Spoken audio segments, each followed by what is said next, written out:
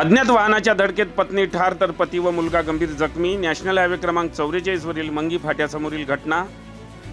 अज्ञात वाहनाने दुचाकीला दिलेल्या धडकेत पत्नीचा जागीच मृत्यू झाला तर पती व मुलगा गंभीर जखमी झाल्याची घटना आज रविवार दिनांक 20 एप्रिल रोजी 4च्या दरम्यान नॅशनल हायवे क्रमांक 44 वरील मंगी फाट्यासमोर घडली।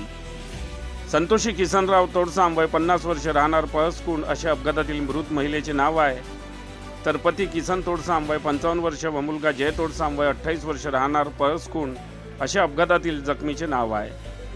हा अपघात इतका भीषण होता की महिलेचा डोक्याचा पूर्ण भाग थेट धडापासून वेगळा झाला होता।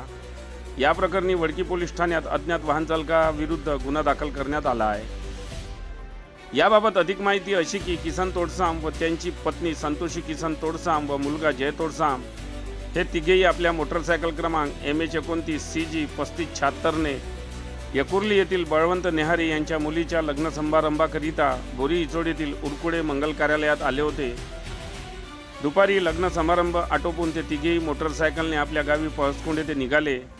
दरम्यान नॅशनल हायवे क्रमांक 44 या महामार्गाने जात असताना मंगी फाट्यासमोर समोरून विरुद्ध दिशेने येणाऱ्या एका अज्ञात वाहनाने तोडसाम यांच्या दुचाकीला जोराची धडक दिली।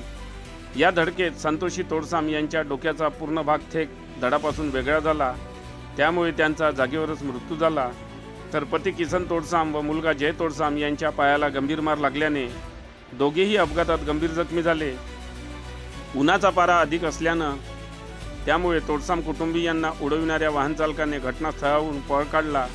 घटनास्थळी NHAचे कर्मचारी व वडकी पोलीस स्टेशनचे पोलीस कर्मचारी दीपक वांड्रस्वार, रमेश आत्राम, संदीप मडावी हे घटनास्थळी दाखल होऊन अपघातातील मृत महिला व जखमीला पुढील उपचारात करंजी येथील ग्रामीण रुग्णालयात दाखल करण्यात आले असून अधिक तपास वडकी पोलीस स्टेशन करीत आहे।